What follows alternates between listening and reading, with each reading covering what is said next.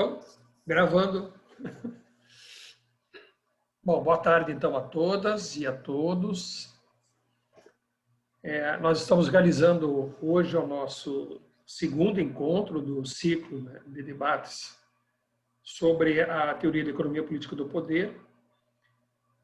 A ideia do grupo de pesquisa, né, que especialmente quem está organizando esse encontro, né, que são a Elaine, a Camila, a Raquel, a Carol e o Ricardo, é fazer uma avaliação. Nós conversamos antes, tentando fazer uma avaliação sobre o impacto da teoria da economia política do poder nas atividades de ensino, pesquisa e extensão.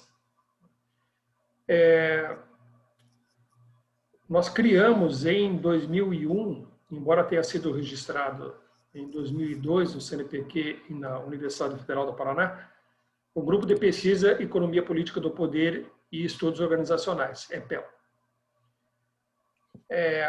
O desenvolvimento da teoria, né, dentro do que a gente chama de tempo epistêmico, ele não se esgota em 2 anos ou 3 anos para fazer um trabalho. Ele é um conjunto de produção acadêmica que vai dando corpo a uma concepção teórica ao longo de muitos anos. Então, em 2002, quando nós criamos o grupo, né, especialmente, foi um momento muito importante, porque, ao mesmo tempo, eu fui para a Universidade de Michigan fazer o pós-doutorado, para conseguir juntar todas aquelas questões que estavam sendo investigadas numa teoria, ao mesmo tempo em que, no mestrado, nós tivemos, eu estava com 5 orientandos, né, e houve uma produção muito importante, né, empírica, que tratava de empresas, fábricas, né, como a Elaine, por exemplo, de empresa de logística, como a Anne, né, bancos, tá? Mesmo depois, quando a Raquel começou a pesquisar os motoristas e cobradores de ônibus, cooperativas, empresas de economia solidária. Então, o campo empírico ele se ampliou e isso possibilitou dar uma espécie de uma unidade a essa questão teórica. Então, ela não é uma teoria desenvolvida, né, por mim, ela é uma teoria coletiva, ela é uma teoria produzida no âmbito do grupo, porque toda teoria e toda produção ela é coletiva, né? Você pode ser a pessoa que escreve, mas, na verdade, a produção ela é de todos, né? A pessoa é quem registra.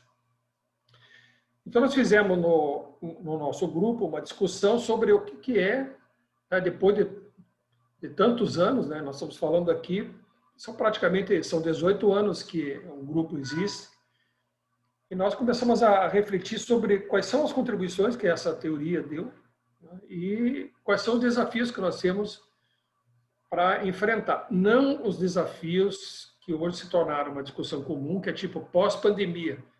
Não quer saber a coisa pós-pandemia, é a realidade que nós temos que enfrentar hoje. Ou a pandemia foi algo que aconteceu, mas a nossa questão é, nas relações de poder, nas relações de trabalho, etc., quais são os nossos desafios, quais são as questões que estão chegando para nós, né, e como nós vamos enfrentar essas questões, né, que não eram questões que apareciam antes.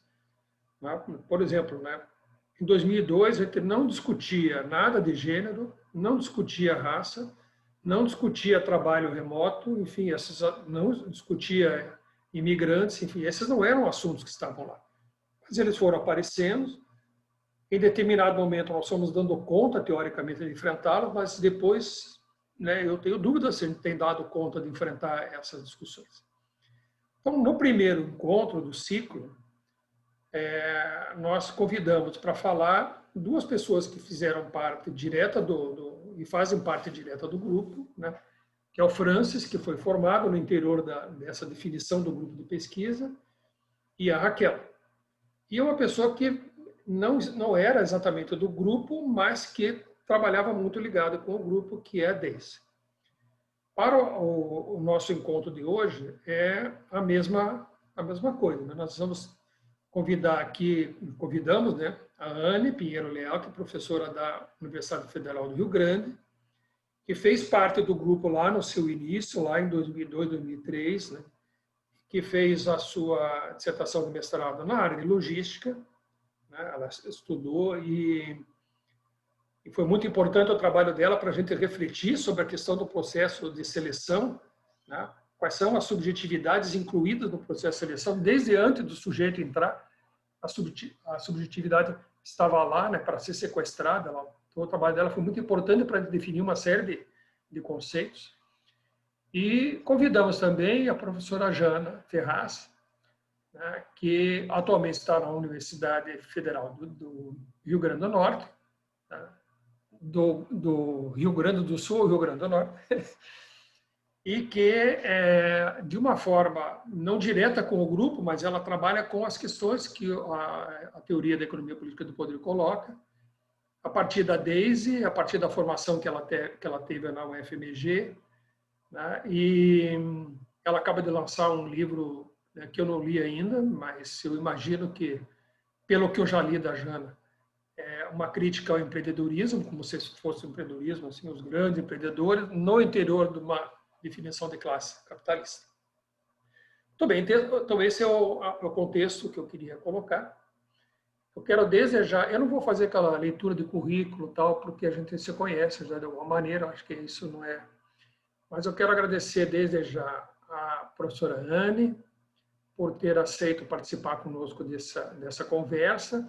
É uma conversa, né, em que a gente vai ver quais são os impactos positivos ou não, o que a gente fez ou não fez, ou deixou de fazer, que coisas passaram e a gente não viu, né, na teoria da economia política do poder, e que coisas nós temos que fazer, quais são os desafios que nós temos agora pela frente e o que nós vamos enfrentar. Né? Então, quero agradecer a Anne, quero agradecer a Jana, que também se dispôs a conversar conosco. Nós combinamos ali de 20 a 30 minutos para vocês falarem. Depois eu vou colocar algumas questões para a gente conversar, né? Não é exatamente um debate, é um diálogo, né? E eu acho que cheio de curiosidade, porque a gente quer exatamente isso, né? Perguntar mais e querer saber e tensionar, né, as questões. E a gente vai abrir depois, né, para as perguntas, e eu também já quero agradecer, não sei se vou lembrar o nome de todos, mas o Murilo,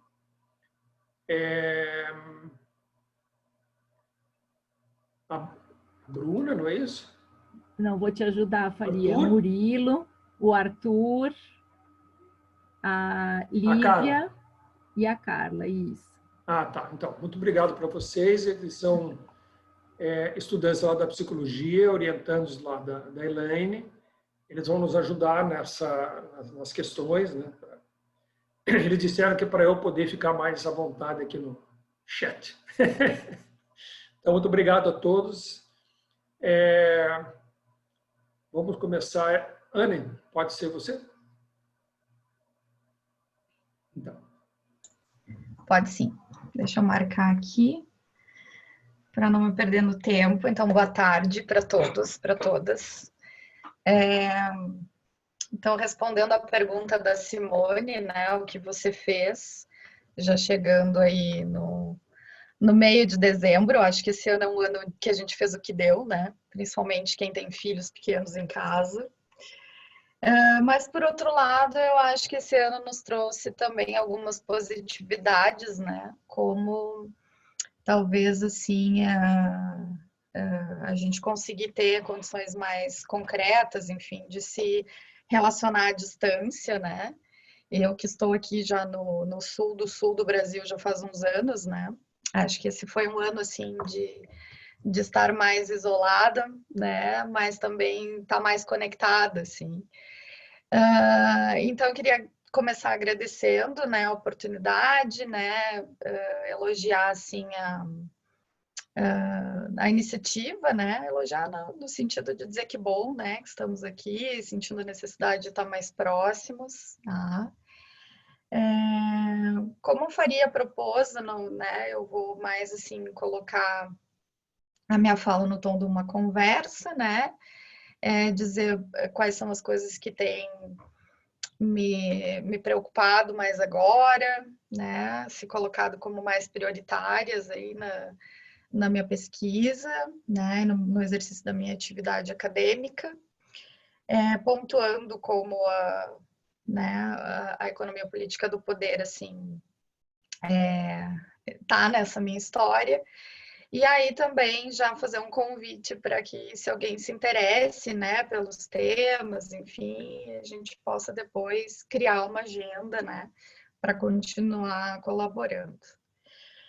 Bom, então, em primeiro lugar, né, eu sou formada em administração, né, aqui na FURG, Universidade Federal do Rio Grande. Depois eu fui para a Federal do Paraná fazer meu mestrado, né? Fui orientando do Faria, e depois eu fiz o meu doutorado na educação também na Federal do Paraná, na linha de trabalho e educação. E ao longo desses anos, para mim, foi ficando mais claro que o meu grande tema de trabalho é trabalho, né? Então, acho que eu fui, enfim, relações de trabalho, né? A gente atua aqui lecionando gestão de pessoas, comportamento, né? Eventualmente, assim, mas realmente, assim, meu campo acabou ficando mais trabalho, menos a questão organizacional, né? Propriamente dita. E eu acho que aí também já começa, né, como a economia política do poder, assim, para os estudos organizacionais, ela faz esse tensionamento, né, de pensar as formas organizativas, né, ou a organização não desligada das relações de produção, né. Acho que cada vez para mim foi ficando mais claro, né, que relações de produção explica muito mais, né, do que propriamente os fenômenos organizacionais, né, que na tradição da área de administração a gente tem mais uma tendência, né, a olhar as coisas por esse aspecto, né. Eu acho, né, que relações de poder, então, nesse sentido, a gente só consegue entender, né, o que acontece numa organização se a gente consegue visualizar as relações de poder, né? Então, poucas teorias, né, elas conseguem explicar, né, dar conta do fenômeno, se a gente poderia chamar de fenômeno, né, do poder, como economia política do poder. Durante um tempo, né, eu usei, assim, categorias do exercício do poder para compreender formas organizativas que se pretendem não tão autoritárias, né, ou mais autogeridas, digamos assim, ou mais coletivistas. A gente foi percebendo um certo enfraquecimento, né, desse movimento, assim, né, das cooperativas ao longo do tempo, né. Acho que a gente tem todo um cenário político e econômico, né, para isso. O discurso da autogestão foi ficando muito mais direcionado para o empreendedorismo social, né? E aí eu acho que nesse sentido, assim, já faz uns 4 anos, né, que a minha preocupação, assim, eu comecei talvez a ter um pouco mais de clareza, né, do que seria a minha preocupação central, que é propriamente o trabalho, né, e dentro de uma discussão mais filosófica, né, do trabalho, o trabalho na sua condição de atividade humanizante, né? Então, um tema que tem me interessado já faz esses anos, assim, que eu tenho tentado, né? Na verdade, ainda acho que estou construindo muito ainda, porque nesses últimos 4 anos eu tive algumas questões pessoais, né? Que tiraram um pouco o ritmo da produção, mas eu acho que, de certa forma, ficou claro que o fenômeno da precarização do trabalho se colocou como um fenômeno de muita relevância, assim, para mim, né? E aí, precarização no sentido daquilo que rebaixa o trabalho a uma condição não humanizante, né? Então, aí, colocado o trabalho né, como essa atividade tipicamente humana, né, em que ali a gente tem, digamos assim, a dialética entre a objetividade, né, a questão da função, que ao trabalhar a gente tem ali o elemento da função social, mas ao mesmo tempo onde aquilo que é humano se constitui, né? Então, acho que essa tem sido a minha preocupação, assim, né? Pensar um quadro teórico, indicadores, enfim, estudos que pudessem compreender esse movimento de precarização, né? O termo especificamente precarização, ele é relativamente novo, né? Ele surge ali no âmbito da Organização Internacional do Trabalho no fim da década de 80. Então, ele está muito vinculado com a reestruturação produtiva, né? Do tipo toyotista, assim, mas, enfim, sinalizando tudo isso que hoje a gente já vê muito mais aprofundado e eu diria que acelerado pelo fenômeno pandemia, né? Que tem a ver com uma nova reestruturação produtiva que a gente vive hoje, né?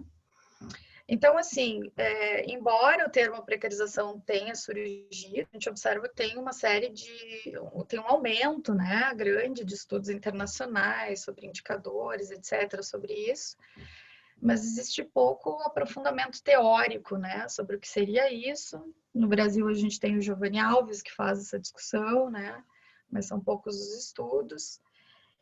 E aí eu tenho tentado me organizar, assim, mais para ver essa questão, né? Outro termo, assim, outro assunto, né, que eu também tenho tido bastante curiosidade, assim, foram algumas coisas que foram coincidindo para que eu estudasse, assim, é um tema que tem muita relação com um aspecto da precarização, que é a intensificação do trabalho, né? Mas mais especificamente a discussão sobre carga de trabalho, né? Que aí é um tema que pega aí, né, questões de organização do trabalho, alguma discussão sobre saúde, né?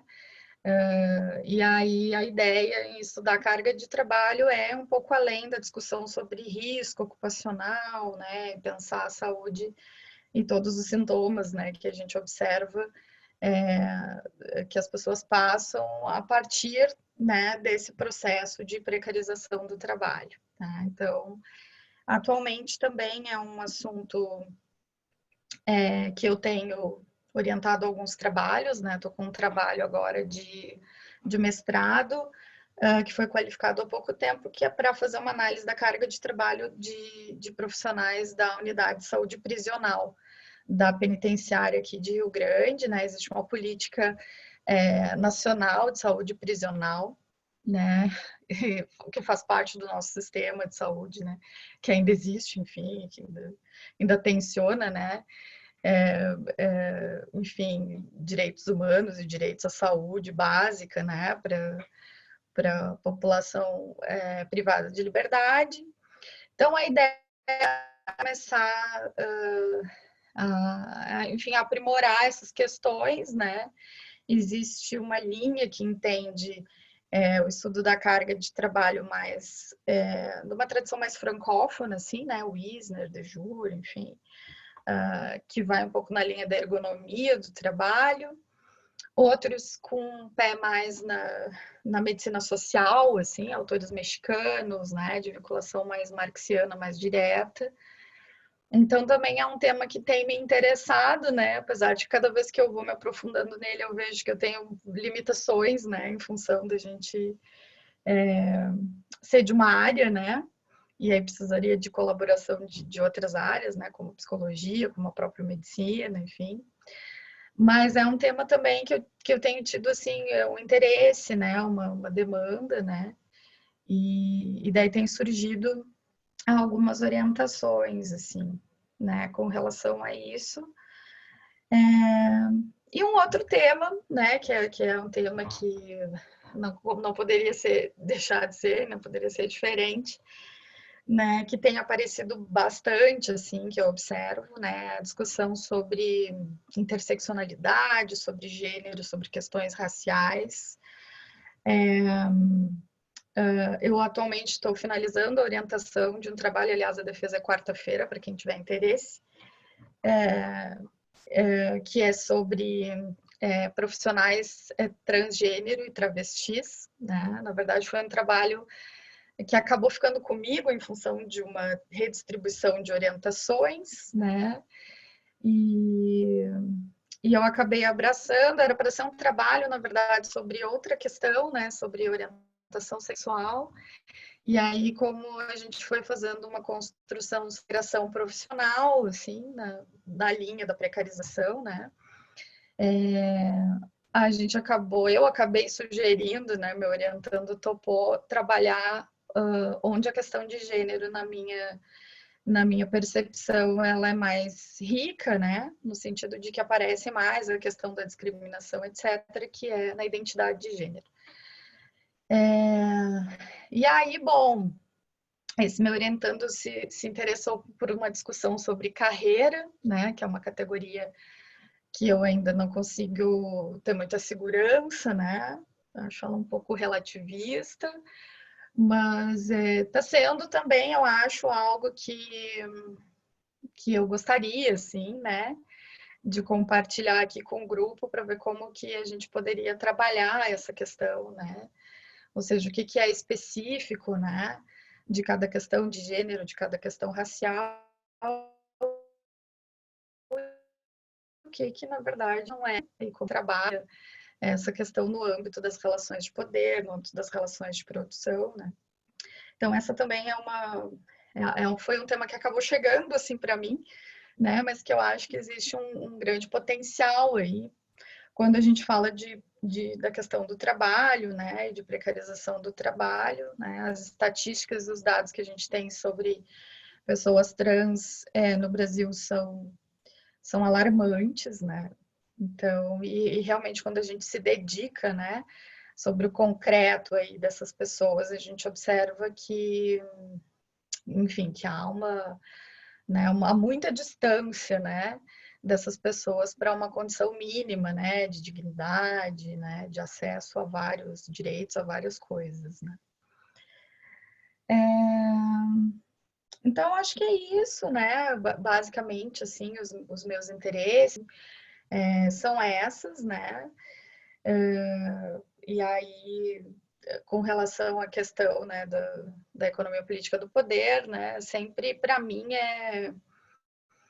assim, é um marco orientador, assim, né, quando eu preciso de alguma questão, né, muitas vezes de como resolver e tal, a gente sempre acaba recorrendo a isso, né, mas eu ainda percebo, assim, que a gente precisaria muito avançar nessa questão, né? O que é organizacional, né? O que não é, como a gente pega algumas coisas, né? Alguns movimentos que estão acontecendo, né? A questão organizativa hoje realmente ela tá, para mim está muito mais no âmbito de como, né? Alguns movimentos né, conseguem acontecer nas relações de trabalho, né? Algumas coisas tensionadas pelos sindicatos, outras nem tanto, né? Então, assim, se a gente tem novos atores organizativos nas relações de trabalho, onde eles estão, né? Como isso está acontecendo, né? Também acho que o nosso mundo pós-pandemia não é um mundo que virá após a pandemia, acho que nós já estamos, né, num processo de transformação em curso, no sentido de uma reestruturação produtiva, e acho que a pandemia ela acelerou, né? Acho que existem alguns setores, como por exemplo o da educação, né? Que deve sofrer modificações importantes aí nos próximos 2 anos, né? A começar pelas instituições privadas, né? Que já estão, onde as coisas já estão acontecendo, né? O uso de inteligência artificial para atendimento dos alunos a partir dos sistemas, né? Então, uma série de deslocamentos aí para o que a gente chama de trabalho mediado por plataformas. Então, acho que as coisas estão em curso, né? E aí a pandemia ela vem, na minha opinião, para acelerar algumas tendências que a gente já vinha observando e tornar elas assim muito, muito óbvias, né? Que elas efetivamente já estão aí. E acho que é isso, assim, que eu teria mais ou menos para falar.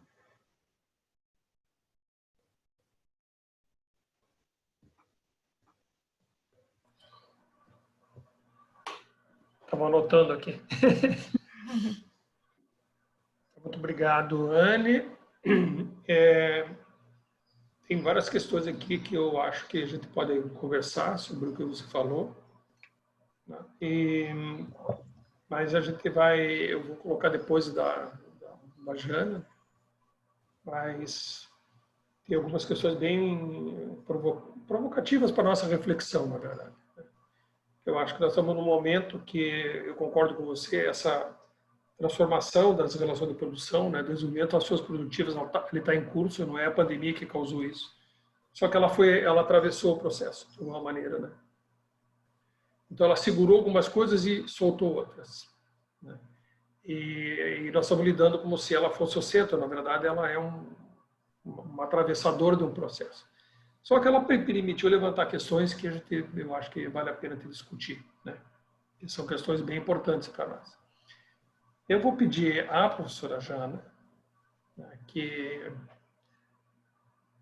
faça sua fala conosco, né, Então vamos lá. Primeiro, boa tarde a todos e a todas. Um monte de gente querida aqui. E é sempre mais prazeroso falar com gente querida, né? Que aí a gente já se sente mais confortável.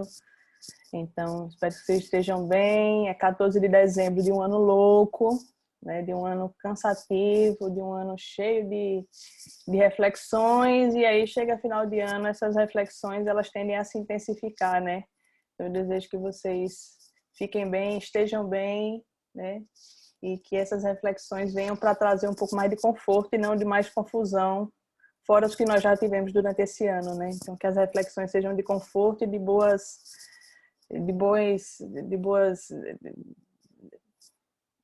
uma boa movimentação, digamos assim, para o que a gente precisa, para os desafios que 2021 colocam aí para a gente, que também não são poucos, né?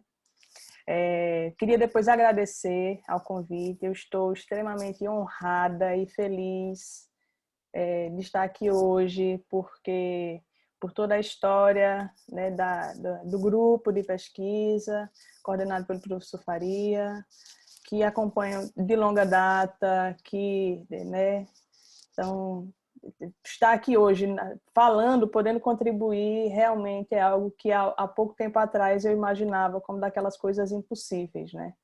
Que jamais poderia acontecer. Então, assim, realmente é bastante prazeroso estar aqui hoje. Eu estou muito feliz por isso, né? Por poder estar aqui, ter essa oportunidade de estar aqui conversando com vocês. Há pouco tempo não parecia possível, repito, que isso é importante, né?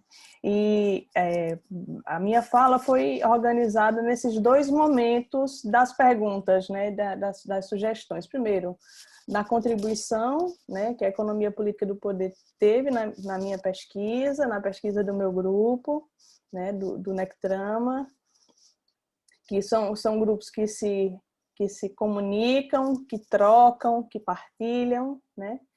E os desafios, que é que eu entendo que a Anne falou de agenda, né? O que seria uma agenda? Onde é que as nossas agendas se cruzam? Onde é que nossas agendas podem se juntar? E onde é que nossas agendas têm portas que nós temos como colaborar uns com os outros e dessa maneira ter uma pesquisa com mais profundidade, com mais respostas, né? Por assim dizer. Então, está organizado nesses dois momentos, certo? O primeiro momento, eu fiquei pensando, né? Caramba, como é que eu conto essa história, né? Porque a influência de uma teoria, vocês todos aqui sabem, ela perpassa por questões objetivas, né? Ou seja, a gente quer, de um lado, teorias que tenham capacidade de nos dar respostas, né? A gente quer entender o mundo, quem se propõe a fazer ciência quer entender o mundo em que vive, né? Esse é o básico de alguém que efetivamente pretende fazer ciência. Só que, ao mesmo tempo, tem que se dar resposta, mas tem que ser respostas que estão de acordo com o mundo que a gente quer construir. Então, nós não trabalharíamos uma teoria de algo que a gente não acredita. Assim, não, eu vou, por exemplo, imagine que eu vou estudar mísseis acreditando em mísseis. Eu posso estudar mísseis para destruir ele, mas não porque eu acredito nele, né? Mas, enfim, E temos que ler quem a gente não acredita também. Não estou dizendo que a gente tem que ser dogmático, não. Mas quando a gente se coloca, né, enquanto cientista para fazer uma pesquisa, então há um caráter, né, objetivo, prático, no sentido de respostas, e é um caráter subjetivo também, algo que a gente, né, eticamente está vinculado. A gente eticamente entende que é importante. Então, acho que é difícil separar uma coisa da outra. E aí, nessa análise de como é que eu ia contar essa história, eu resolvi começar com a minha trajetória para fazer um paralelo como é que eu entendo que a economia política do poder caminha na administração. Falar da área que nós estamos vinculados, sabendo que a economia política do poder não se restringe à administração, está em outras áreas. Vou abrir um pouco mais para das ciências sociais aplicadas e para as ciências humanas. Então, vou abrir. Vou falar a partir da administração, que é onde eu estou, né? mais, digamos assim, com maior ênfase. Embora acho que seja importante a gente ter trânsito.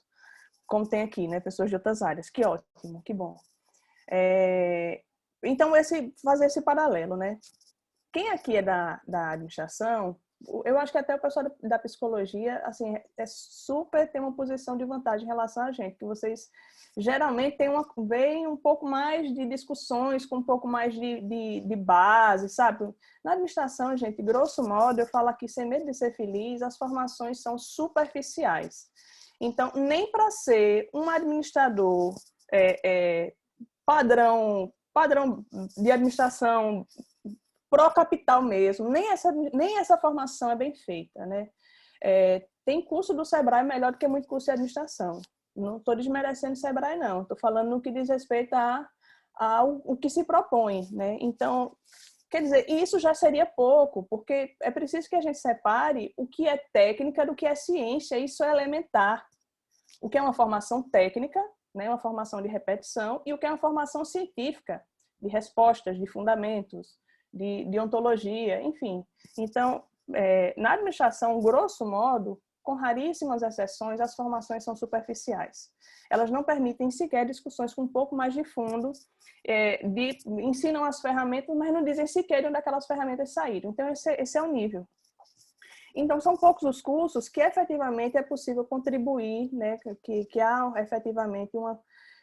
Talvez esteja melhor, talvez não esteja, não sei. Eu quero crer que sim, porque, enfim, aumentou o número de mestrados e doutorados, pessoas que tiveram a oportunidade de estudar outras coisas, que saíram do país, se mobilizaram, né, saíram dos lugares. Eu fui fazer o doutorado em Minas Gerais, Anne saiu de uma cidade e foi para outra, outros de vocês aí devem ter saído de uma cidade para outra. Então, tomara que essa mobilidade, né, essa possibilidade, reflita nos nossos cursos com uma formação melhor. Espero, né? Não sei se isso aconteceu. Talvez sim, talvez não.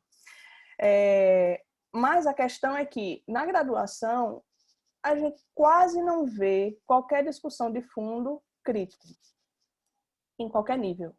Em qualquer discussão, em qualquer meandro de crítica. Geralmente a formação gerencialista é hegemônica e superficial. Então, nem essa é feita, com algumas raras exceções. Grosso modo, então, nosso contato com qualquer nível de crítica ocorre no mestrado, nos programas de pós-graduação. Só que aí isso coloca um outro problema. Porque mesmo nos programas de pós-graduação, não são todos os programas no país, estou falando da administração, que tem professores com a bagagem de conhecimento de alguma explicação que também converse com algum nível de crítica. E não só para nós na administração, está na teoria geral da administração, que é uma teoria que é passada no nosso curso de forma esquemática, de forma, sabe, aquela cite 10 características, que aquilo dá vontade de morrer quando a gente vê, sabe? Cite 10, não sei o quê. Os autores são esses, as características são essas, assim, que não tem qualquer discussão histórica de situar os conflitos e tal. Então, mesmo na pós-graduação, são poucos os programas que tratam, né, que apresentam outras vertentes teóricas, que não a vertente gerencialística clássica, que é aquela que é vista na graduação em teoria geral da administração, né? Ou seja, pincelam ali as teorias que estão de acordo com com a lógica capitalista, com a lógica de mercado, são pinceladas essas teorias, e essas teorias são reproduzidas em suas diversas vertentes, com foco mais no sujeito, com foco no grupo, com comportamento individual, com comportamento grupal, com foco na concorrência, com diversos focos, que parece que são várias teorias, mas é uma coisa só muda a lente, mas do mesmo jeito, como é que a sociedade fica como está. E aí, aí eu troco no meu caso, eu tive a sorte e o privilégio de ter uma professora no mestrado, a professora Florence Eber, que eu tanto agradeço a ela por isso, né, que apresentou as teorias, não apenas, né, na disciplina de teorias organizacionais, não apenas as teorias mainstream, mas apresentou também outras teorias, olha que coisa, né, outras, alternativas, né, aquela coisa bem periférica mesmo, né. E aí ela foi apresentando, né, as teorias, essa é legalzinha, essa é legalzinha. Só que quando ela chegou na teoria crítica, eu fiquei 15 dias de ressaca, porque eu disse, era isso.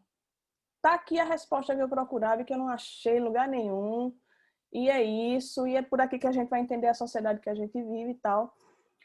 E foi ali que eu tive o primeiro contato, né, com a economia política do poder por meio da teoria crítica que a professora Florence apresentou, em linhas gerais, apresentou alguns autores. Eu descobri um autor chamado Zé Henrique de Faria e comecei a ler as coisas dele naquele momento, né, entre enfim, artigos e livros, enfim, e aquele tempo era um momento bacana, assim, porque recentemente tinha saído muita coisa, né? Ali no início dos anos 2000, saiu muita coisa interessante, né? E aí, só abrindo um parênteses para eu poder voltar aqui, e percebam que essa crítica radical, né? Radical de raiz, né? Radical de bolos com skate não, né? Radical de raiz, né? Crítica que vai na essência, crítica de profundidade, né? Ela se esvaziou, não tem mais na revista, é uma ou outra ali quando consegue passar. Então, me parece, eu também estou só apontando aqui suspeita, gente, não tenho, são só convicções, eu não tenho provas. Mas eu creio, né, que há uma redução dessa crítica de raiz, né, dessa crítica de fundamentos, dessa crítica que vai na essência. Pois bem, e a partir de então, eu já estava no final do processo do mestrado e já tinha feito a dissertação toda positivista, eu estudei gestão do conhecimento no mestrado, né? E aí, como é que eu ia fazer? Que não dava tempo de eu fazer outra dissertação, né? São 2 anos, tem que correr, porque a CAPES tem que dar nota, a gente não pode atrasar, senão a nota da CAPES, não sei o quê. Então, eu disse, e agora? Eu faço o que com isso? Bom, Jana, você vai defender sua dissertação e vá atrás do que você quer. Você não quer estudar esse negócio, essa teoria crítica, então você vai estudar esse negócio de teoria crítica. Então, tá certo. O primeiro artigo que eu fiz, quando eu terminei a dissertação, foi uma crítica à gestão do conhecimento a partir da minha dissertação.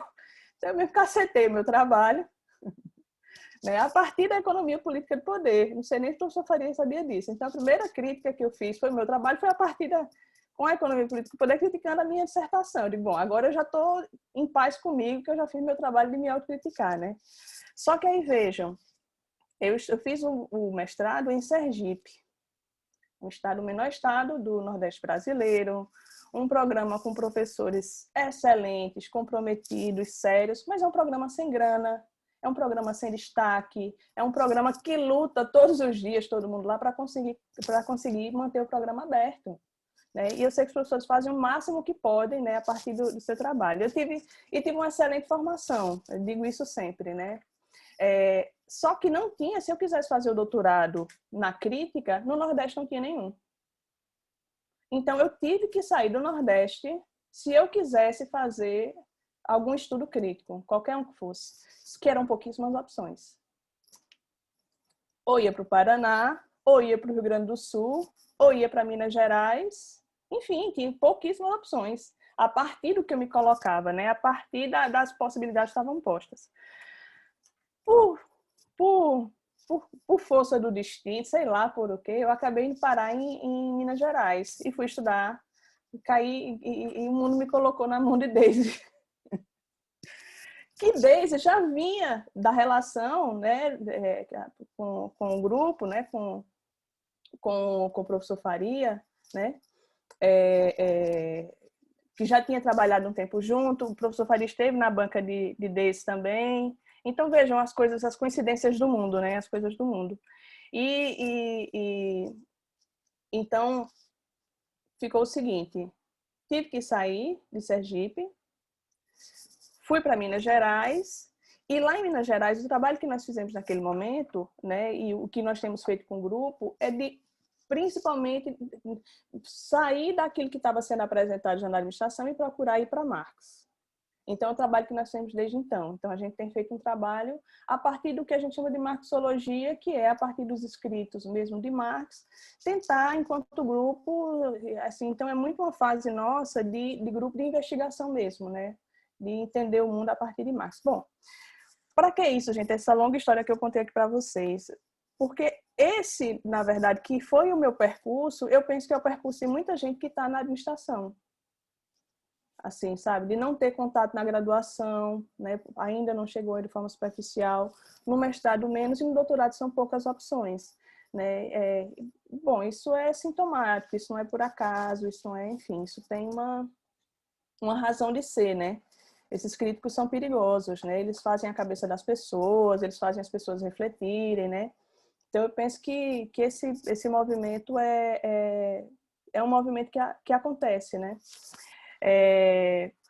Ainda sobre a economia política do poder, eu penso que a classificação que oferece em relação à área mesmo, né, dentro da crítica, continua utilizando ela, e eu acho que ela é bastante rica e ajuda a entender, a situar o lugar onde estamos, né? Entender que a teoria crítica a partir da escola de Frankfurt, entender onde é que a economia política do poder se situa, né? Enquanto uma teoria crítica dos estudos organizacionais, né? A crítica que vem do CMS, lá, do Critical Management Studies, onde é que ela se situa e sua vinculação com a gestão, e as análises críticas em estudos organizacionais, que ficam os estudos pós-estruturalistas, pós-modernos, pós um monte de coisa, enfim, fenomenológicos, enfim, outras abordagens que não necessariamente comungam com essas, mas também exercem, também realizam uma crítica. Então, para fechar essa parte, né? Aí eu me dei o trabalho de pegar um dos indexadores, um famoso indexador aqui no Brasil, que eu não vou fazer propaganda, da área da administração, e coloquei lá Marx, pesquisar. Né? Coloquei no título e coloquei no resumo. Tem 20 artigos na base inteira.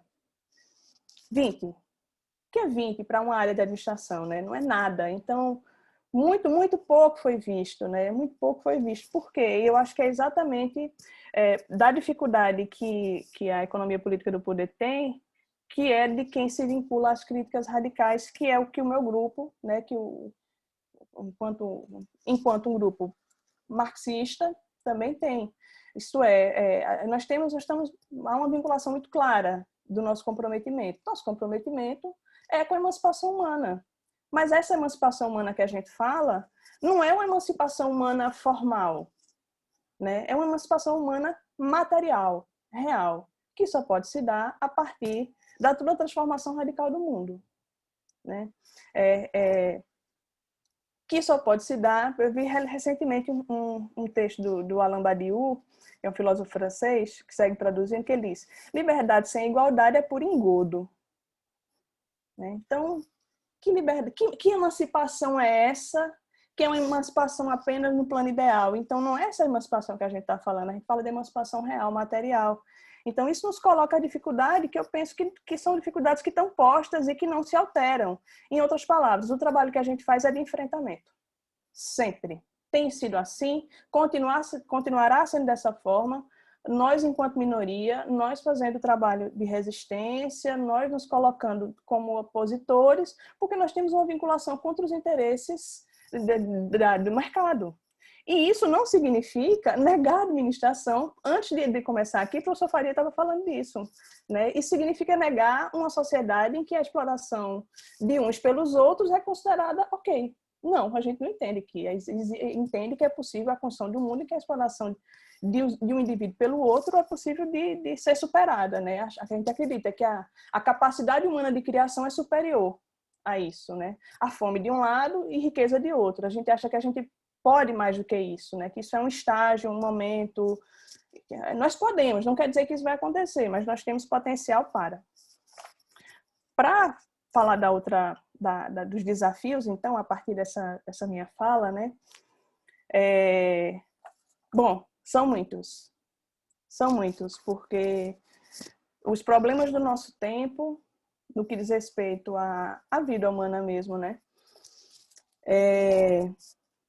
Talvez só se comparem aos problemas que a classe trabalhadora viveu no início do século XIX, né? No que diz respeito a... Só que o interessante disso é que não dá para a gente falar que é uma volta no tempo. Me incomoda muito quando as pessoas falam em volta no tempo, né? Porque o tempo não retroage. Então, se a situação hoje é tal qual aquela, quer dizer que é muito pior, porque o desenvolvimento das forças produtivas é outro. Então, se a gente falar de alimentação, por exemplo, tem alimento para todo mundo, mas nem todo mundo come. Naquela época, não. Se a gente falar em moradia, não tem moradia para todo mundo. Tem, mas nem todo mundo tem moradia. Naquela época, não. Então, o tempo não retroage, o tempo vai sempre para frente. A gente quer queira, quer não. Só que a situação hoje é semelhante no que diz respeito às condições de vida, só que se a gente for analisar enquanto luta de classe, é muito pior. É muito pior. As contradições são ainda mais severas, né? E aí vem, né, a questão do desemprego estrutural, né, que não vem de hoje, vem de longa data, e uma série de problemas que isso coloca, né?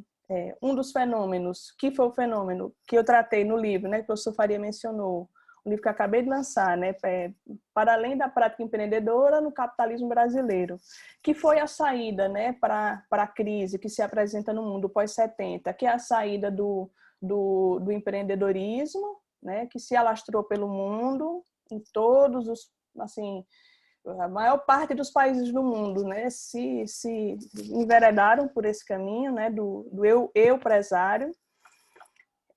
É isso que se dá também junto com um Estado, né, que cada vez participa menos da vida da classe trabalhadora e mais da vida da classe capitalista, né?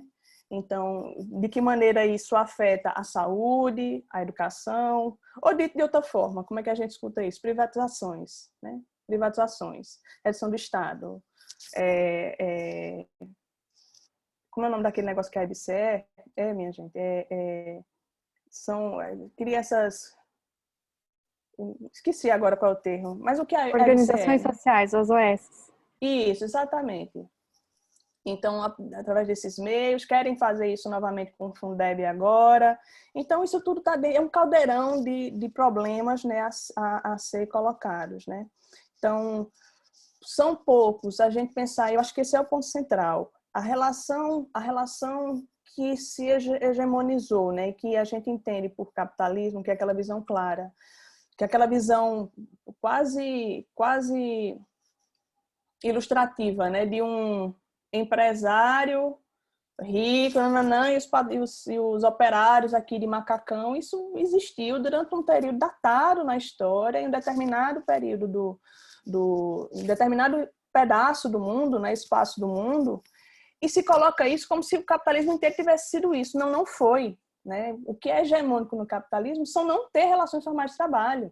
Então, no Brasil, a maior parte do tempo foram relações informais de trabalho e segue sendo relações informais de trabalho. Né? Por pouco tempo nesse país, não dá uma década, que teve mais postos formais do que informais. E do jeito que aqui é na América Latina e na maior parte dos países da Europa. Foram os poucos países ali que conseguiram. Então, nós temos, então, essa relação, e isso é um problema para a gente, a administração, porque a gente ensina uma administração de uma grande empresa que é um patrão empregado. Quando que é que nós teremos hoje em dia? Uma empresa que tem 4 cadeiras, 3 sócios e uma pessoa para fazer o trabalho operacional pesado e uma série de job. Todo mundo trabalha por contrato. E aí? Como é que é isso agora? Né? Já que os vínculos deixam de existir, que é a lógica do capital. A lógica do capital não é ter vínculo, a lógica do capital é não ter, é pagar por peça, sempre que possível.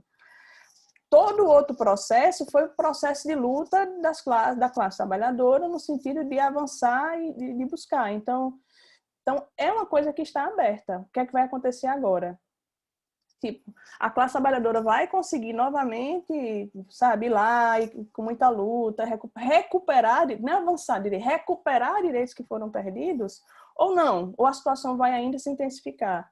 Então, nós temos uma nova forma de relação. A tendência é que tenhamos, né, empresas cada vez menores no que diz respeito a número de funcionários, não de capital, né, de números de funcionários, e a maior parte vão ser contratos, projetos, job, ou que tem sido chamado de uberização do trabalho. Esse é o fenômeno, né?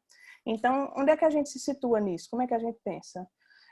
O home office, né? E aí o home office eu acho que é um tema interessantíssimo para pensar em ideologia, é um tema interessantíssimo para pensar em adoecimento, para pensar em porosidade do trabalho, ou os limites da jornada que se misturam, não se sabe se está se trabalhando, se não está, se é vida, se tal. Então, mesmo essa distinção que é feita entre vida e trabalho, que já é problemática, né? Porque se a minha vida não é trabalho, significa que quando eu estou trabalhando eu não estou vivendo, é isso mesmo? E a gente sequer pensa nisso, né? A gente acha que é natural. Então, não, isso aqui é vida, isso aqui é trabalho. Ah, então trabalho você está morto, é isso, não é vida. Né? Então, mesmo essa dicotomia, e mesmo essa dicotomia com esse mundo novo, se coloca como um problema, né? E, por fim, que foi um último trabalho que eu orientei, aqui no TCC de Pedro, que Pedro também usou, né? A base da discussão de Pedro foi da economia política do poder, então foi recente agora, né? Que ele defendeu sobre o engajamento das marcas. Então, as marcas estão engajadas, as empresas estão engajadas nas lutas por opressão. Então, as marcas estão mercantilizando as lutas opressivas, as lutas contra o racismo, contra a homofobia, contra a xenofobia, né? E aí a gente começa a ver os jornais soltando matéria, aí vem, não, o capitalismo pode lutar contra a opressão, e as marcas engajadas. Gente, então eu acho que isso vem aí e é uma forma... Pensemos aqui no recente movimento do Vidas Negras Importam, né? Então, você enche de cargos estratégicos ali, pessoas, né, representativas de uma determinada comunidade, neste caso a comunidade negra, coloca duas empresas para fazer uma coisa e você acaba com o movimento antes mesmo dele crescer, antes mesmo dele se desenvolver. Então, é uma forma bastante soft, né, de matar um movimento e limar o movimento. Então, eu acho que a gente precisa ficar de olho nisso. Porque o que vai vir de marca engajada, né, até essa palavra já é estranha. Para os próximos tempos, eu penso que vai ser uma quantidade bastante expressiva, que é uma forma de mercantilizar a pauta que existe, e é um problema real que a gente precisa tratar, mas elas mercantilizam, e tanto mercantilizam quanto também neutralizam os possíveis enfrentamentos, né? No mesmo movimento dá para fazer as duas coisas. Então, as pautas são importantes, mas a gente não pode deixar que o mercado pautem elas, né? Quem tem que pautar é o movimento. Então, a gente precisa estar atento a isso. Gente, é isso. Desculpem se eu falei demais, mas agora a gente abre para o debate e pode trocar aqui um pouco de ideia.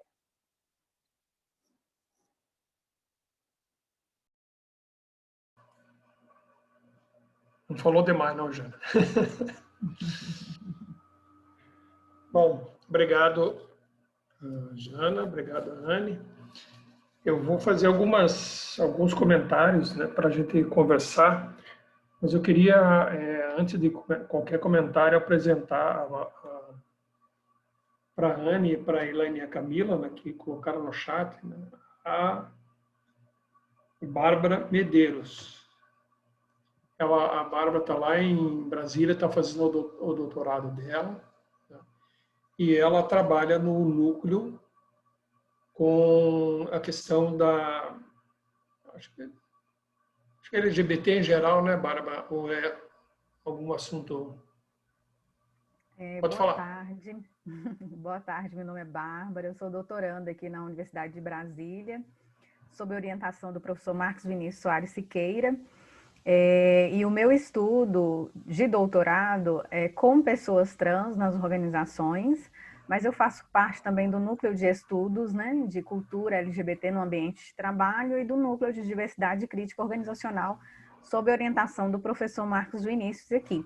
Até conversei com a Anne no privado para pegar o link do Bruno, né, da defesa dele, por eu ter interesse em participar dessas discussões, e será um prazer participar para mim.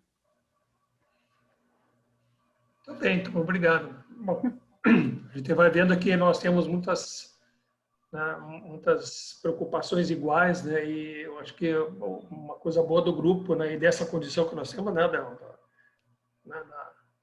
poder fazer esses encontros remotos, a gente conhecer o que de outra maneira a gente só conheceria nos congressos, né? Pessoal, eu deixei o link ali da defesa para quem tiver interesse, tá? Vai ser na quarta-feira agora, às 16 horas. Obrigado. Bom, quero fazer alguns comentários e também algumas reflexões para a gente poder depois conversar, né? Eu vou começar com as questões que a Anne colocou, né? Ela começa colocando a questão do enfraquecimento do conceito de autogestão, com o que eu concordo. Nós entramos numa prática, na verdade, e o conceito foi muito mal usado de autogestão. Ele começou a ser aplicado a qualquer prática. Isso enfraqueceu o conceito, né, e de alguma forma, ele desestruturou uma prática original, né? Que era um projeto que eu sempre achei que não era um projeto autogestionário, mas ele tinha característica de autogestão. Porque a autogestão, para mim, é uma questão social. Então, as experiências micro-organizacionais, elas são experiências importantes, mas ela não configura uma autogestão. De qualquer maneira, o conceito foi muito deturpado. Eu lembro um dia, eu vi uma entrevista do presidente do Clube Atlético Paranaense, dizendo que a construção da Arena da Baixada foi feita no regime de autogestão. Então, o que nós tivemos na construção da Arena da Baixada foram operários haitianos, engenheiros trabalhando como mestre de obra, uma superexploração do trabalho. Então, a autogestão dele era que ele foi o gestor, porque não era uma autogestão. Então, o conceito chegou nesse nível, né? Então, de fato, né, houve um enfraquecimento, né? E, ao mesmo tempo que a gente está colocando essa questão, que a Anne falou do enfraquecimento, nós temos a questão do trabalho como atividade precarizada. Ou seja, ao mesmo tempo que você está falando numa autogestão, o próprio conceito de autogestão ele abre para você colocar o trabalho precarizado ali dentro, chamando de empreendedorismo, né? Toda a economia solidária virou uma economia solidária e nem toda era solidária. Muitas atividades de economia solidária eram atividades de exploração, patrocinadas por prefeituras, enfim, explorando a mão de obra artesanal para fazer venda de arte. Eu tenho um caso muito típico, né, de uma prefeitura aqui no norte pioneiro do Paraná, que patrocinava um grupo de mulheres que eram artesãs e que eles faziam um tricô, crochê, enfim, coisas manuais. E todo mês aparecia um caminhão para buscar as encomendas e pagava pelas peças em dinheiro, ou seja, essa é uma lavagem de dinheiro. Pagava em dinheiro vivo, tá? Pela quantidade de peças, bem taylorista, tá? Por peça produzida. Tá? E dava o material, que é o fio, uma agulha, etc. Essas mulheres, né, pegavam esse trabalho e iam para casa, daí era ela, era o filho, a filha, a sobrinha, todo mundo fazendo a peça ali para vender, porque era por quantidade. Então, era o trabalho, era remunerado de uma forma muito baixa, né? Eles pagavam 3 ou 4 reais a peça, eles botavam no caminhão, iam para o interior de Minas e vendiam como artesanato mineiro por 50, 60 reais a peça. Isso estava no programa de economia solidária. Então, nem toda a economia solidária era, de fato, um programa de economia solidária, né? Então, nós temos um trabalho que é o que a Anne colocou, trabalho como uma atividade humanizante, né? E, na verdade, nós começamos a ver o trabalho como um trabalho reificado, coisificado, desumanizado. E a minha preocupação é que muito desse movimento mais progressista, vamos dizer, ou à esquerda, de inclusão dos trabalhadores nessa nova lógica, etc., foram, na verdade, uma inclusão à mesma lógica com o outro nome. Eu não estou dizendo que todo o programa de economia solidária, todo o programa das cooperativas de trabalhadores são ruins, não estou dizendo isso. Estou dizendo que muitos desses trabalhos, na verdade, não não corresponderam ao discurso do trabalho democrático como uma alternativa. Usaram o discurso para, vamos dizer assim, ocultar uma relação de trabalho que é aquela relação, como a Jana disse, antiga, histórica, né? De exclusão, de exploração. Se tu me permites, faria uma colocação, eu acho que também não é só isso, sabe? Eu acho, inclusive, eu acho que não é só isso. Eu acho que, inclusive, para quem se coloca assim como crítico, né, também foi muito aquém a discussão, né, sobre autogestão, né. Eu acompanhei alguns projetos aqui na universidade, assim, muito bem intencionados e críticos sobre pesca, por exemplo, só que a gente tinha categorias assim que não estavam ali, né? Por exemplo, a pesca artesanal, a unidade produtiva é um barco, né? Como é que tu vai pensar em autogestão, em gestão coletivista, se tu não tem nenhum elemento da socialização do processo produtivo, né? Que seria um pressuposto para que tu pudesse pensar uma nova lógica de organização, enfim. Isso. Então, eu acho que é o abandono também de um referencial assim teórico mais encorpado e crítico para poder enfrentar essas questões, né? Isso. Além, obviamente, da cooptação do discurso, que, bom, qualquer coisa, o próprio artesanato, né? Até que ponto o artesanato ele tem as condições materiais para que a gente possa ter uma superação de uma heterogestão ali, mesmo que seja na organização produtiva, né? Isso. Então, exatamente essa questão, né, Ana? O conceito, que era um conceito muito caro para nós, né?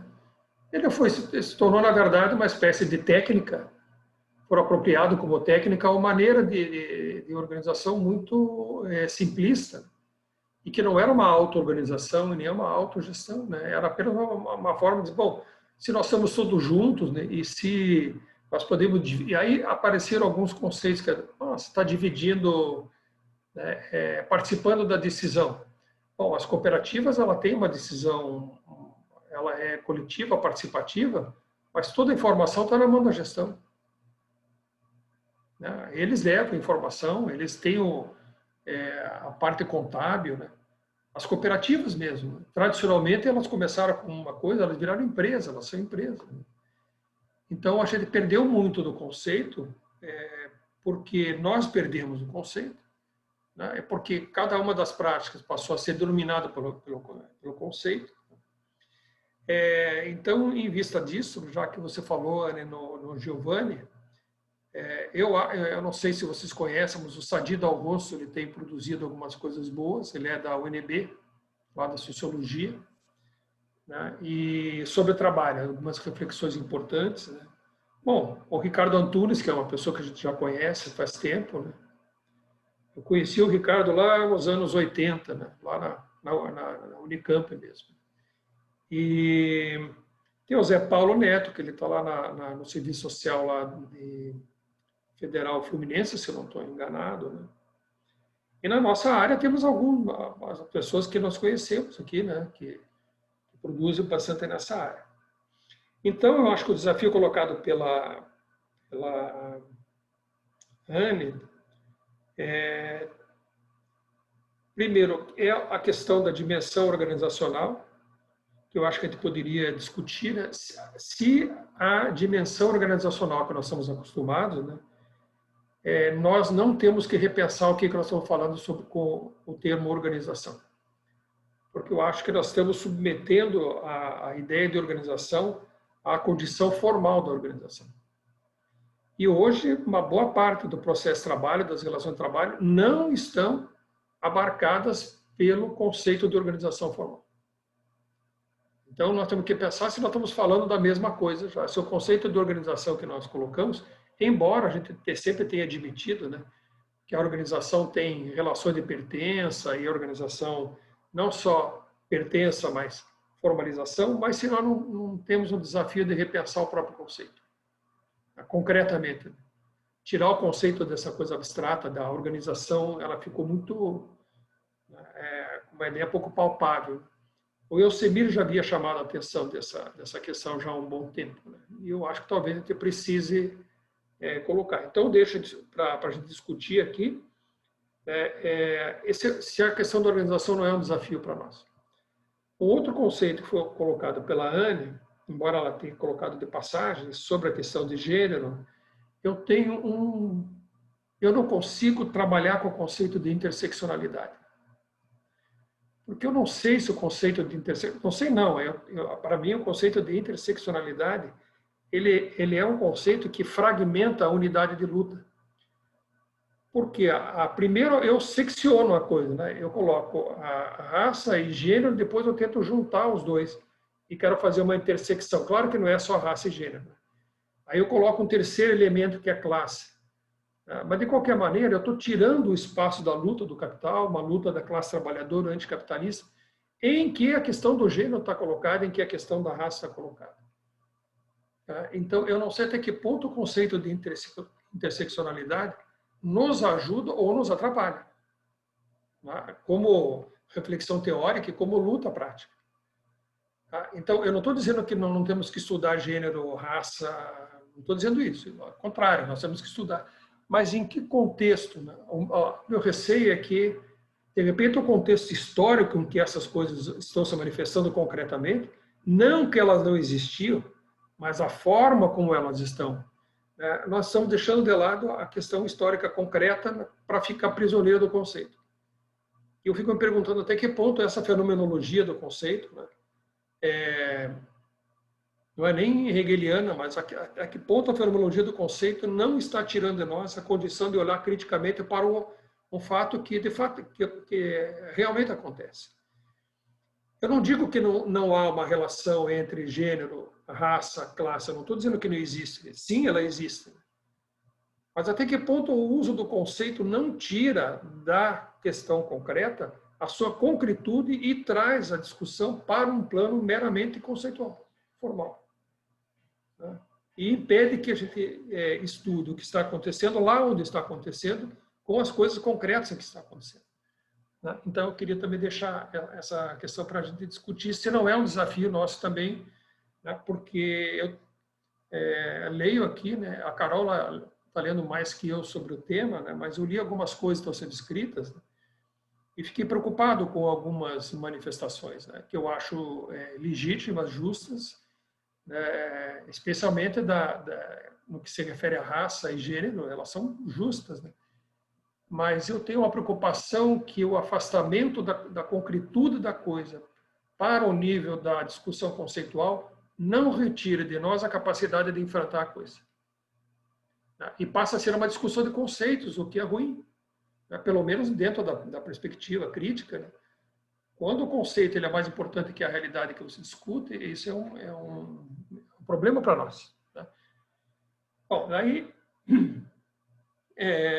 a Jana, eu acho, Jana, que a gente tem uma coisa importante que eu já tinha conversado com você, a gente precisa combinar nossas agendas dos grupos.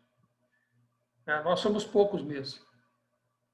Você achou 20 artigos, a gente quase não acha, mas eu acho que a gente tem que juntar as agendas para discutir. Mesmo que não seja, eu não estou falando que a gente tem que discutir com grupos marxistas apenas, eu não estava pensando em fechar uma caixa, mas de pessoas assim que têm uma contribuição, uma crítica, como o Diego, por exemplo, ele não é um adepto da economia política do poder, embora ele tenha visto lá com o meu aluno, mas ele é um crítico, ele se posiciona criticamente. Eu acho que nós temos que abrir um diálogo assim, até mesmo para que a gente possa saber onde nós estamos, com quem que a gente está conversando, se nós estamos falando com as pessoas que temos que falar. Para a gente não fazer assim, o que eu estou criticando agora na interseccionalidade, a gente fecha tanto o diálogo para estabelecer o lugar da fala, que eu tenho medo se a gente não estabelece para nós mesmos o nosso lugar da fala e de repente a gente não fala com outras pessoas que falam e nem ouve a fala dos outros. E eu penso que a gente tem que começar a olhar para a realidade, porque se a gente é materialista, a realidade material está ali, na nossa frente. A gente não pode ser um idealista, embora não tenha nada demais em ser, mas enfim. E aí vem, acho, talvez, a constatação da Jana, que para mim é um desafio que ela coloca depois, e ela faz essa pergunta, né, que é um desafio para nós na nossa área, que ela chama de dificuldade da gente se fazer presente nas discussões na área de estudos organizacionais, né, que se caracteriza por uma formação tecnicista contra uma formação ontoepistemológica. E a gente nota que, embora nós tenhamos alguns de nós espalhados por aí, né, que a gente está em vários lugares, né, nós não temos peso na graduação. Nós não temos peso. Né? Nosso peso, na área da administração, nosso peso é nada. A gente tem mais espaço na educação, né? A Joana e o Caio estão lá na educação, então, mas a educação é mais aberta, a psicologia é mais aberta, a sociologia é mais aberta. Não é totalmente, mas é mais aberta. A administração, ela não é aberta. Ela é refratária, né? E nós somos poucos. Né? Você chega em Minas, tem 1 ou 2 professores, no Rio Grande do Norte tem um professor, na URGS tem 2 ou 3 professores, lá na Federal do Rio Grande tem a Ana, tem mais alguém, mas nós somos poucos. E no Brasil, considerando a quantidade de curso de administração, eu não tenho os últimos dados, mas um dia eu estava fazendo uma discussão e tive a curiosidade de entrar no Google para saber quantos cursos. À época, que eu não lembro, eram 1.000, 2.000, 3.000, e eram 25 mil professores. Eu vou contar as pessoas críticas que eu conheço, em 25 mil docentes. Não dá nem 0 qualquer coisa por cento. Nós somos quantos? Né? Vamos imaginar que nós, os críticos, sejamos 100 professores no Brasil. Em 25 mil. Então, é óbvio que nós não temos essa... Então, o desafio é como é que nós chegamos na formação? Né? Como é que nós fazemos para... Né? É claro que nós temos um meio que é o nosso trabalho, a nossa pesquisa, são os livros, né? E aqui eu vou colocar também uma indagação, porque é uma questão muito complicada para nós, mas é importante. Eu não vejo particularmente como que o critério da CAPES de avaliação seja o critério para a gente chegar na graduação. Ao contrário. Se a gente for publicar nossos textos em inglês em revista 1, jamais nós vamos chegar onde temos que chegar. E se a gente começar a publicar livro mais prático, para atingir pessoas, etc., onde nós queremos chegar, nós vamos ser mal avaliados dentro do grupo. Então, é um problema para nós, é um paradoxo que nós temos que enfrentar. E é uma luta antiga, mas é uma luta que nós temos que enfrentar. O lugar da publicação. A Carol e eu escrevemos um artigo que vai sair agora numa revista de educação sobre a universidade pública.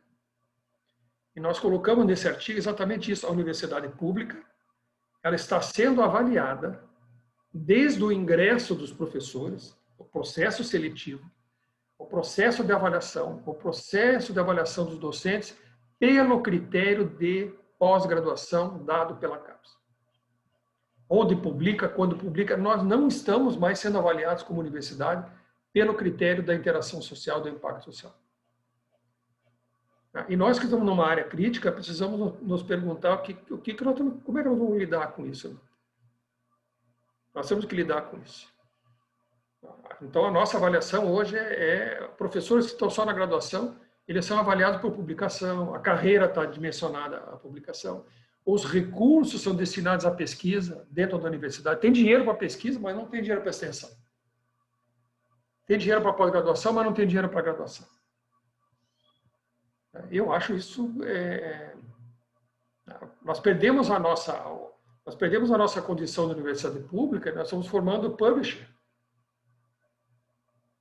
Pessoas que publicam de uma forma competitiva em plataforma privada.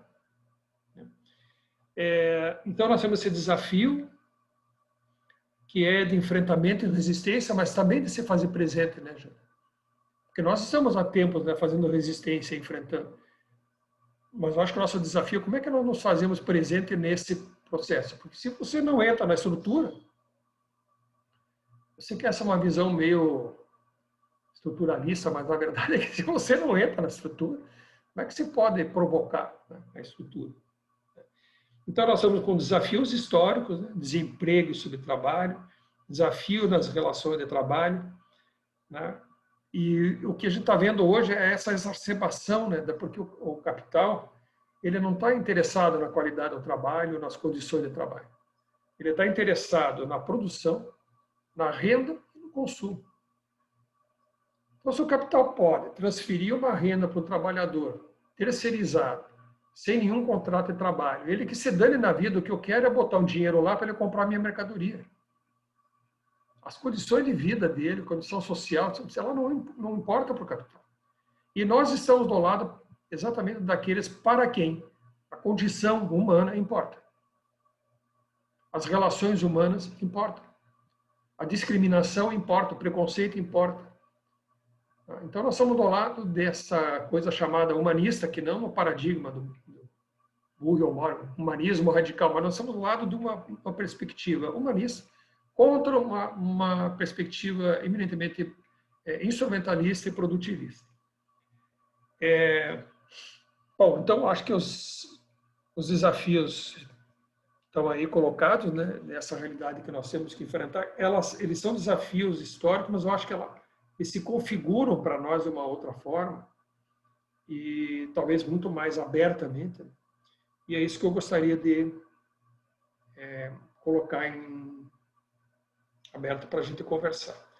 Eu quero agradecer muito vocês, né, Anne e Jana. Eu acho que as falas de vocês foram bem provocativas, né, para a nossa reflexão. E eu acho que as dúvidas que eu coloquei aqui são nossas, né? Enfim, mas o que será que a gente pode fazer? Eu vou entrar aqui em alguns pontos que o professor falou aqui, só para reforçar, né, o diálogo. O primeiro é que recuperando rapidamente, quando eu vou falar de empreendedorismo, né, tive a oportunidade esse ano de conversar, de fazer algumas lives, né, veja que negócio, fazer algumas lives para discutir. E aí as pessoas sempre perguntam assim, tá, mas qual é a saída? Né? Como se fosse um negócio fácil, né? A gente tem, sei lá, 50 milhões de pessoas que não têm emprego, nem têm possibilidade de se empregar. E vamos combinar que se todos nós pudéssemos não ter patrão, quem queria ter patrão, né, minha gente? Ter patrão não é um negócio bom. A gente quer conseguir trabalhar e ganhar dinheiro. Patrão é desgraça, ninguém quer essa desgraça, né? Então, o que o empreendedorismo vende é ótimo. Você vai fazer seu horário, você vai fazer sua rotina, você não vai ter patrão, quando a gente sabe que a realidade é bem, na verdade, o patrão é a necessidade de continuar vivo, que é um patrão que não tem dó, não tem piedade.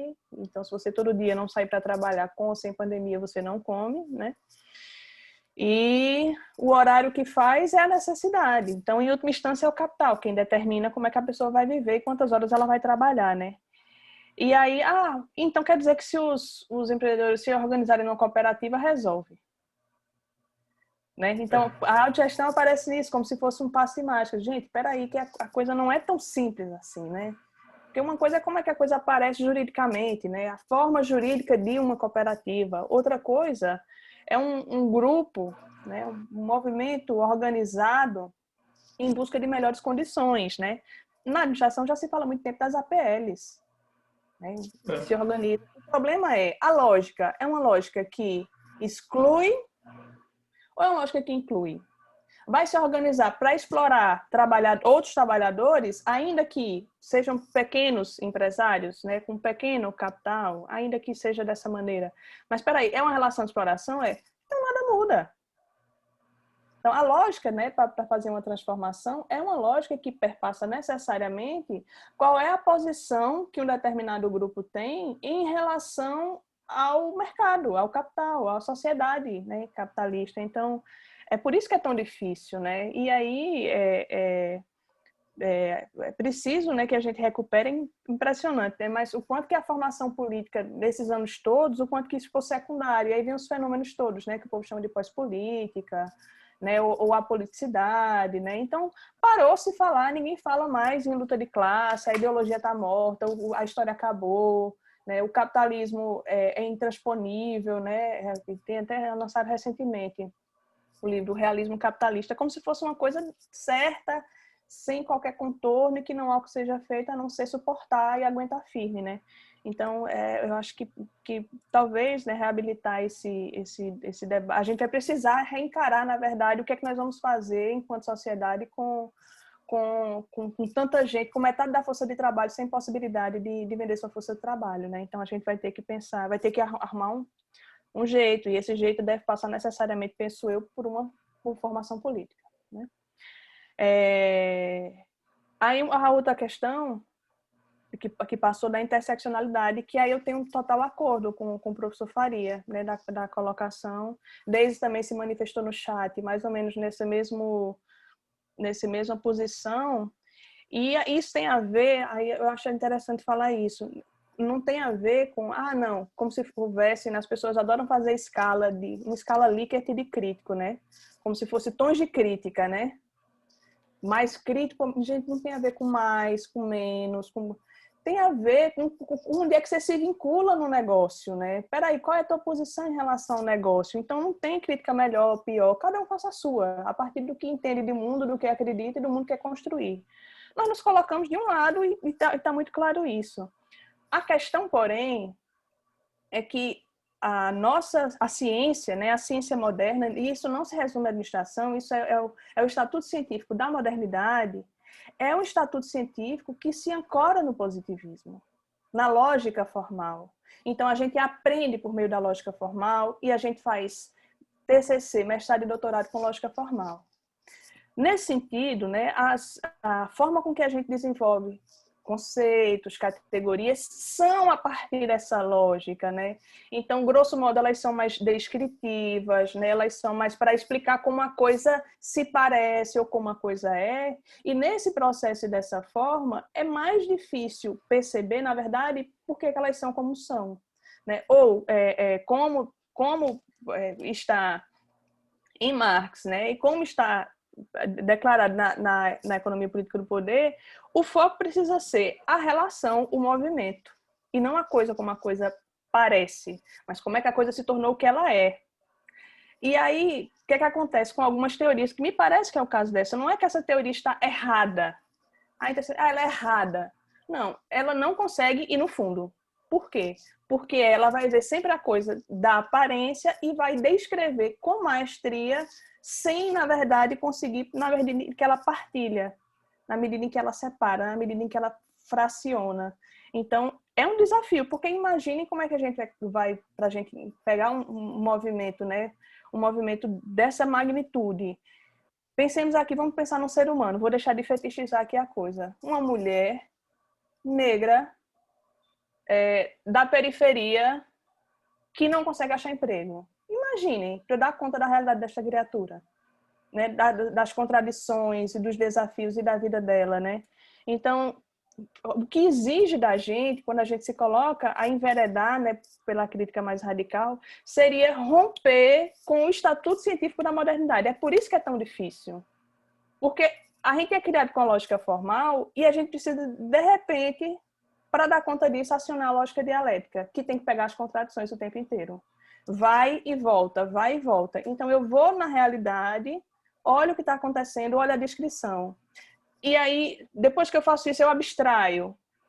Vou de novo para o plano mental, ideal, para as teorias, volto para a realidade e fico o tempo inteiro fazendo esse movimento para tentar dar conta do que chama da totalidade, né? Então, se eu estou tentando dar conta da totalidade, a disciplinaridade ou o conceito sozinho é um limitador, porque eu não percebo onde é que eles se... Eu cruzo eles como se fosse assim, artificialmente ou idealmente, e não, na verdade, como é que eles se constituíram. Isso é um fenômeno que não está... Eu acho que a interseccionalidade é um bom exemplo do que acontece, né? E que, estou dizendo, não é que é menor, inferior ou tal, é só porque ele não possibilita, pelo menos é o que eu acredito, né? A partir dos estudos que a gente tem feito no grupo sobre o materialismo histórico, né? Ele dificulta entender a essência. Ele não possibilita, ele em certa medida oculta, ele em certa medida não possibilita que a gente chegue nas causas últimas, né? E isso para a luta impacta muito, né? Porque aí os horizontes terminam sempre horizontes curtos, né? Horizontes da luta imediata sem conseguir ir olhar e vislumbrar o problema a longo prazo.